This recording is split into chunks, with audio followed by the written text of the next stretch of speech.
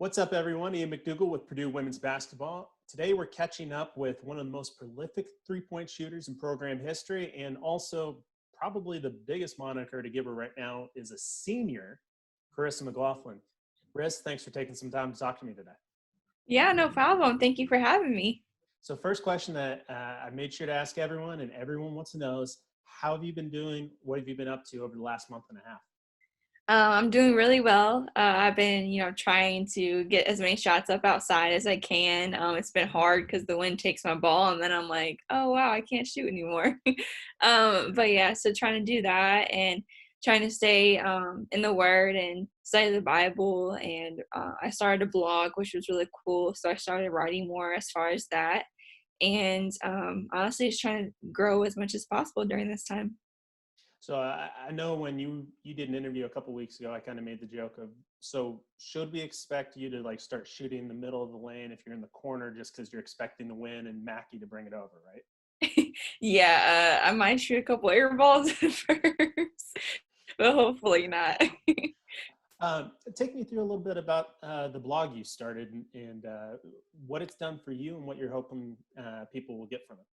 Yeah, so I've been praying about it for a long time, and then quarantine happened, and I felt like it was the perfect time to kind of start it. And I found the courage to start sharing some of my writings, and a couple of them I'd already had written from a while, and so I just added a couple tweaks to it to post it to the blog. But I was just super excited to kind of open myself up and be vulnerable to the world, because I feel like that's something I've struggled with for quite some time now. And I just wanted people to see me from a different side and not just a basketball player. I wanted them to see me as a person and things I value and things that I feel like other people could get a lot of benefit from.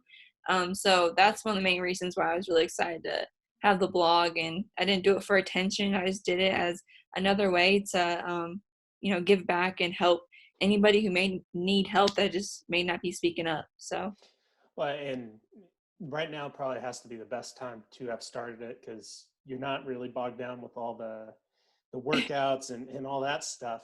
yeah. Have you obviously you've shot outside, but have you been able to, I don't want to say work out, but just kind of stay active? Have you been able to Mhm. kind of interact with the team at all? I haven't really been able to interact with the team, which is like the most sad part because you spend like every day with them on the normal basis. But I've been able to keep in contact with all my teammates and build closer relationships. And but I have been trying to stay active, running outside on the beautiful days, and maybe running on the rain when it feeling like Rocky. But I definitely have been trying to stay active, and because it's honestly been something that's been a huge part of my life. So then for the gyms and stuff to be taken away, it was just like, what in the world do I do now? So Well, you're getting a glimpse of what it feels like to be a retired athlete now. okay. No, in a complete flip, though, like right now, where everyone's kind of locked away from each other in a sense, if you look back 9 months, we were all together doing some really fantastic traveling. Let's just go back to Australia for a second. What was that experience, that trip like for you? It was a once in a lifetime opportunity that I may never get again. So I'm just extremely blessed that Purdue provided that opportunity, not only for me, but for all my teammates, and for us to be able to travel the world and see basketball from a different perspective, see the world from a different perspective, and just experience very unique things that not a whole lot of people get to experience. And we had a lot of quality time as a team to be able to grow and to kind of help the culture and figure out where we want to be at. And I think it benefited us in a lot of ways. And I'm going to be forever grateful to have gone to Australia, and tons of memories I'll remember forever. So, Well, and we played some top-notch basketball teams. Obviously, the first and I think the first and second teams both had WNBL players that were hmm amazing. Uh, right. Aside from the basketball, what was that? What was your favorite favorite event that we did? Favorite event would probably be the Great Barrier Reef, honestly.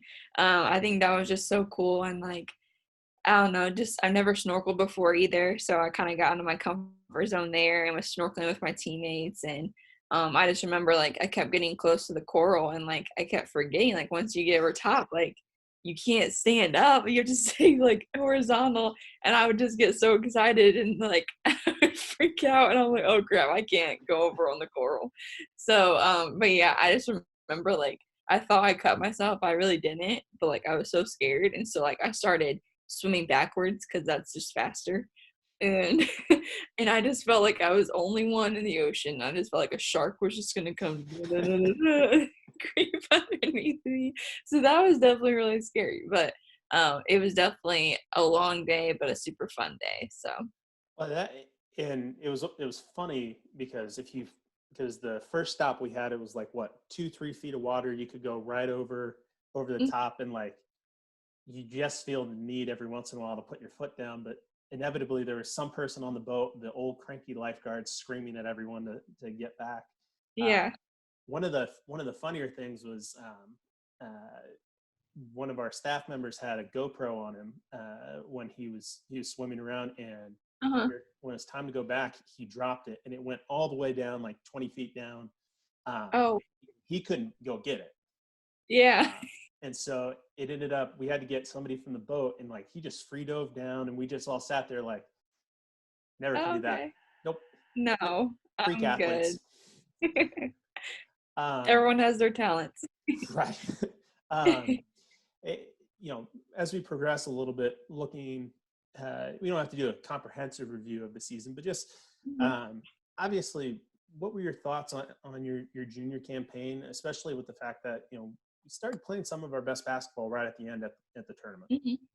Yeah, I think overall, like we had a pretty good year. I definitely think it was an improvement as a team, and non-conference, I think we did phenomenal. We got a great start to our season, and then at the beginning we played really well in the Big Ten season, and in the middle we kind of had a little slump, but we played against some really great teams, and they just outperformed us those nights, and so I think that we really picked up, like you said, towards the end of the season, and really was starting to play our best basketball, and which is really exciting because knowing some of the opportunities we could have had maybe. So, um, and that's very unfortunate as well. And like knowing that you put all that work in. And so, but overall, I'm very happy and pleased with our performance overall and how we continued to progress throughout the season. And I don't think there was ever a time where we were just like in a super deep hole. Like we always knew that we could get out of it. So overall, I think everyone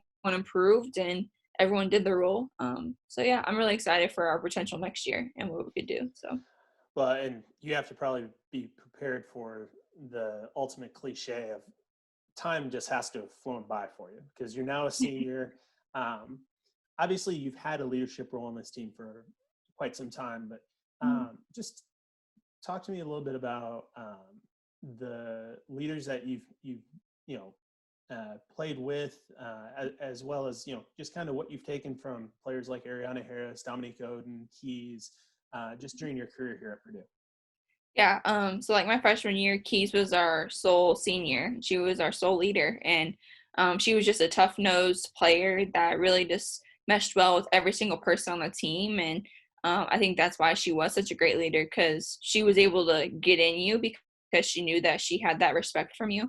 And Dominique Oden as well and Ariana Harris, they've been great leaders too. And Nora Kiesler and Abby Abel, they were also great leaders too. Just very humble, very selfless, and always just giving more than what was expected. And I think that's what you expect from your leaders to go above and beyond. And now that I'm a senior, and which is crazy, I want to cry every time I think about it. But yeah, no, I love that role. I love that my leadership role is going to increase even more, and I'm just super excited to finally get back on the court with all my teammates and to push them to be their best so that ultimately our team can be our best. Well, and one of the cool facts, as a person who does social media for the team, it's always you always have to keep tabs, how close people are coming to records and things like that. Like as Mm-hmm. Neek progressed through the season, I knew it was going to be pretty close that she could get the minutes played record or the game starts record. Um, the nice part for you is that I don't think I'm going to have to wait very long to announce you're breaking the 3-point record. you're just 7 away. I think Mhm. it's 6 behind, or 7 behind Courtney Moses. Just Yeah. growing up, obviously you're a 3-point shooter and you have a lot of other skills, but growing Mhm. up, when did you kind of know that, like, distance shooting is going to be my thing? Probably like my whole high school career and just like growing up, like shooting was always something that I did. And so to be able to like do that at the collegiate level was just super cool and at the highest level. And I'm just super blessed. And I can't thank my dad enough and all my trainers enough for pushing me when they did to make sure that I'm ready for when I get to college. And now that I'm able to show my shooting capability at this level is just it's really a great blessing, and I'm super excited that it's not over yet. And just to be able to be in that category with some incredible players, like being behind Courtney Moses, like she did some incredible damage at Purdue, and so just kind of being up there in the top rankings with them is just an honor itself. So Well, also has to be pretty nice that you've had players like Neek and KT over the years be able to hit you with some wide open shots. mhm. Big question I do want to know is, what do you prefer more, catch and shoot wide open three, or one of your, I don't want to say trademark, but your step back threes that you have against someone off the dribble? I'm gonna have to go with my left hand step back. I just think I love doing them, and everyone's like, "Can you even go right with it?" I'm like, "Yes." So I always have to pull a film to show them I do go right. But yeah, so I definitely think my left step back. But I honestly catch and shoot threes are really great when I can get them. It doesn't happen very often because I'm smothered 24/7. But no, every time I can get that, that's really good too. So. When how much work? When did you first put that move into your arsenal, and kind of, just for younger players, what, Yeah. how much work do you put into that?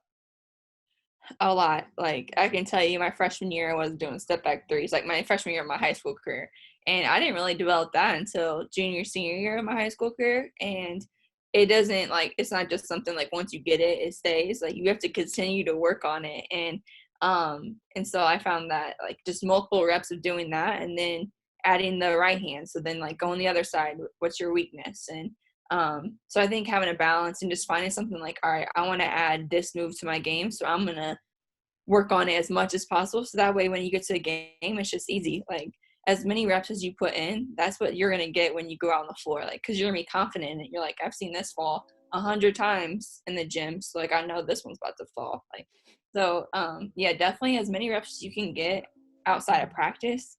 Like that's when it matters. Like all those extra reps that you see the ball go in the hoop and that's just going to build your confidence even more. So I'm excited to encourage my teammates to do the same. Well, with the team we currently have and the team we're rolling into the 2020-21 season, Mm-hmm. there are last year we could call the Splash Sisters, 4 or 5 of the guards, and this upcoming year there's going to be a whole host of Mm-hmm. 3-point shooters on this team. Challenge though, if you and Cass took on Carson and Sasha in a 3-point shooting contest, who would win and why? Um, that's a tough one. I don't know. I'm gonna go with me and Cass just because I want to be competitive, and I think that we're pretty solid shooters. Now if it came to like super long distance crazy threes, I'm gonna choose Sasha and Carson. So Who do you think has a quicker release, you or Sasha? Sasha. Sasha has a pretty quick release. I've It's almost like Steph Curry fast sometimes. No, I know. It's crazy. Like literally the guy could be right there and he's getting off. Like so very impressive. One of my favorite photos, just continuing to talk about threes, was from this season. I can't remember who it was against. It was in the Big Ten. You're right Mhm. in front of our bench at Mackey, and like you haven't even gotten it up like above like your stomach, but Uh-huh. you can just see everyone just kind of already knowing that it's in, because wide open. There's no Yeah. doubt about it. What gave you your confidence? Honestly, like I said before, just constant reps and I've been in moments like that before, so it's like it's not anything new. It's just another shot that you have to help your team, and you just have to be confident and knock it down. And obviously, as much as everyone kind of knows you as a 3-point threat, you're also one of a handful of players who've dished out over 100 assists in your first 3 seasons at Purdue. Mm-hmm. How it probably helps a little bit that you get double teams and you're able to find that extra open person, but Yeah. just take me through kind of how your vision has developed over your time at Purdue. I think I've developed a whole lot as a point guard over my years at Purdue, and I think that deals with a lot with our coaches and their mindsets, and a lot of stuff goes through our point guards. And you're the coach on the floor, and so you have to know everything what's going on.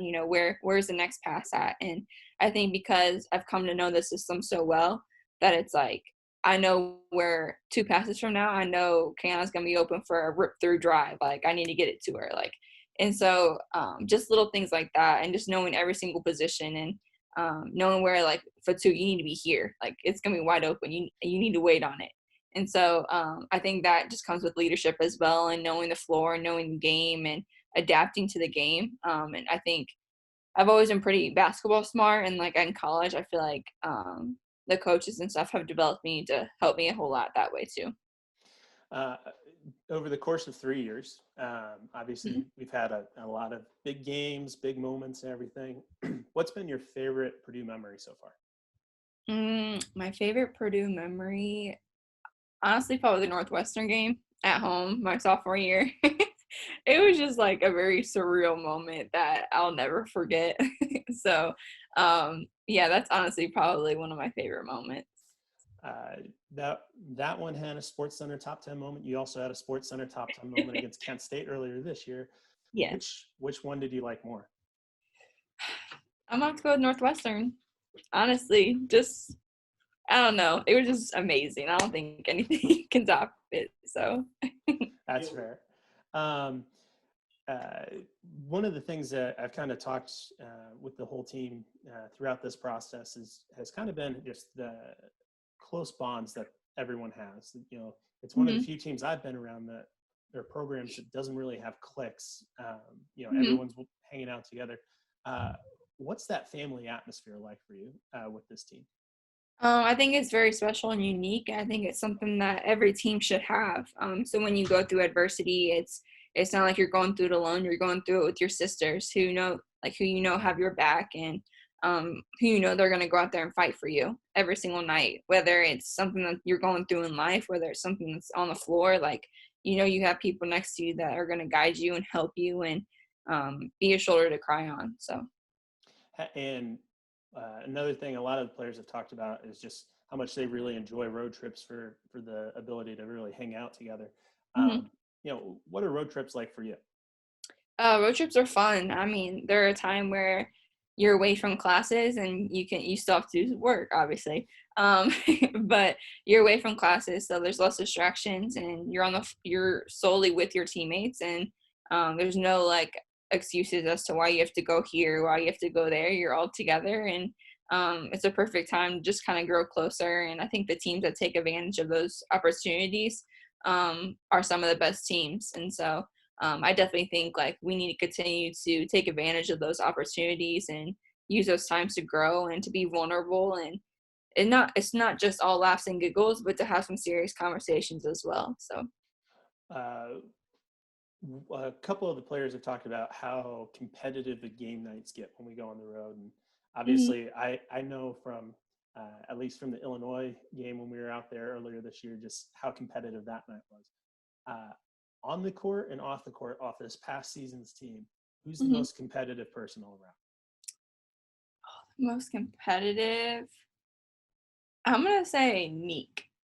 I think Dominique is very competitive, and I feel like she's always going to defend herself when it comes to things, and I think that she's always like she just wants to win, so she's going to do whatever it takes. And like you see on the floor, like there's crazy clips of her making some crazy hustle plays and plays that really turn the game around, and that's what she's like off the court when we're just playing like Uno or something. Like she's super competitive, and she's very strategic, and she's really a smart kid. So, but yeah, she's definitely, I think, the most competitive. Another thing that comes on road trips, and I've said this enough times that people watching this will know, we eat amazing food, and they Mhm. have us stop at some amazing restaurants. 3 years down, what's been your favorite joint that we've stopped at? I'm gonna say, what's it called?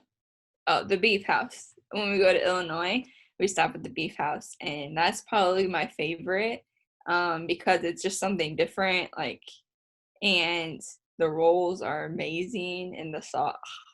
I wish I could eat some right now. It's so good. But yeah, definitely the Beef House. And it's always funny from a support staff standpoint because we basically eat enough for the next 3 days, so we just never go to like Oh, team right. meals or anything else because we're good. Um, you know, changing themes a little bit. When we play at Mackey afterwards, one of the great things is that the players take little posters, sign them, give them out to fans. Mhm. Um, you know, remembering Kids Day or Education Day from this season, Mhm. it almost looked like you were a one person Beatles show. Um, what's it like to kind of serve as a role model for so many kids in the Mhm. Lafayette and West Lafayette communities?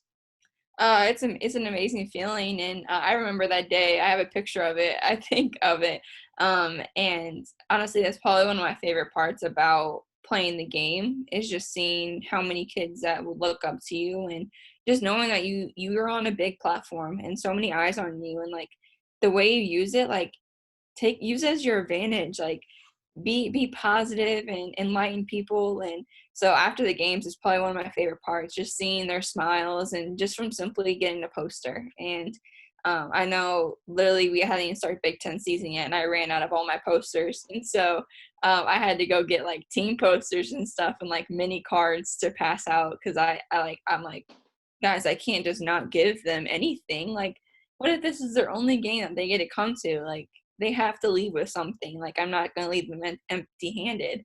And so just to kind of see like them smile and be like, "Oh my goodness, thank you! Like, you made my day," and it means a lot. And I mean, they're spending the money and they're taking away their time to come watch us play, and so that's the least that I can do for them. And just to know that they matter, and I truly appreciate them. Well, and Purdue's got probably one of the best fan bases, Mhm. not just across the board in all sports, but just especially for women's basketball. Just the support that they give, especially when we go on the road. What's Mhm. that meant to you? It's amazing knowing that whether we're going to Northwestern, Illinois, we're gonna have fans. Like it's especially those close games, and even like on further trips, like we have fans all around the nation, and it just means a lot knowing that it's not only our team that's a family, but it's a whole Purdue family. Like the whole Purdue community has each other's backs and is going to go above and beyond for one another and support each other no matter what. And so I truly appreciate that, and I think that's one of the reasons why I came to Purdue was because of just the support system that you have. And um there's no other like it. I don't think so. Um, it probably also helps that you have a head coach who really knows all the traditions and all the histories Mhm. of the program. What's just take me through your thoughts on what it's been like to play for Coach V. It's been great. I mean, she's a great leader, and she's tough nosed. She's gonna get on you, and she's gonna push you to be the best. And you just got to know it's not personal. It's just because she wants you to be the best player and best person that you can be. And so to have her around and have you have her pushing you every single day has made each of us grow tremendously in our own way. And ultimately, she tries to piece together everything, and um, she does a lot. And I think that um, she knows what this program needs, and she knows that um, she just wants this program to be successful. Honestly, she played here. She's been coaching here for years and years, and she loves Purdue. It's in her blood. She's been around it for so long, and she's from Indiana, and so like, what better place is there to be? And so like, that's where her passion comes from. Is she just loves Purdue, and so she wants other people to experience what she experienced, and so that's solely what her job is to make sure that we have a good experience and to make us the best players and people that we can be. Well, and did you obviously you and coach are kind of part of an elite group of former Indiana Miss Basketballs. Hmm. You're one of nine to do it. Um, what does that, staying at home, playing for one of the top teams in the state, um, how you kind of carried that badge of honor over the years? It's an incredible accomplishment that I've been dreaming of since I was a little kid. And so to be able to do that and then to stay in state and still have people around me and saying like, oh, you were Miss Bass. I'm like, oh wow, I almost forgot I was Miss Bass. Oh, and but yeah, so no, it's just an incredible something to have and to see the names that are next to you is just like unreal to be able to be like I'm in that group. Like it's just awesome. And but yeah, so I'm just truly blessed and to be able to be at Purdue and still have still be able to say I'm at Indiana Miss Basketball is just really awesome. So And then, as I know we touched back on your senior year of high school real quick, mhm, but looking forward to your senior year here at Purdue. Obviously, it's a very experienced group coming back.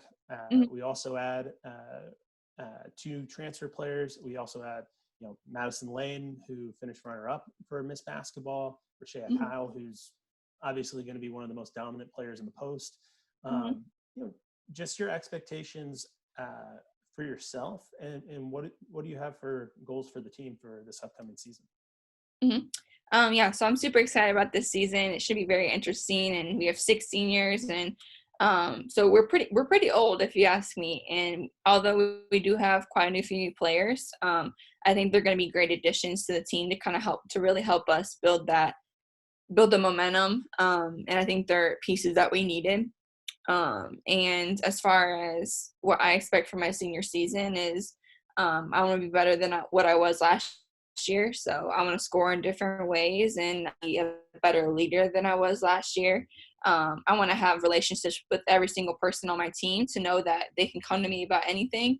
Um, so that's like some personal goals. And then um, I want to be all Big Ten again, so that's a huge goal for me.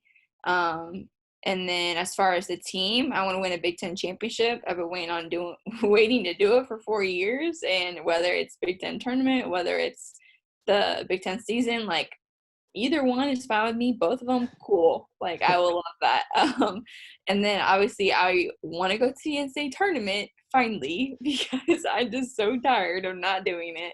And so this is gonna be the year. I just know it. And so that's a huge goal for my team. And I don't want to just go. I want to compete and I want to make it far. And I think that we can do that. So I don't think those goals are unreachable at all. I think they're very obtainable. And so hopefully my teammates believe in it as well and we can get after it. So, Well, those are some great goals to have, and I know everybody watching this and our entire fan base across Boilermaker Nation is definitely going to be supporting the team and cheering them on all year. Riss, that's all I got for you. So I just all want to right. say thanks for giving me a few minutes just to chat, catch up, and have the fans see how you're doing. Yeah, thank you.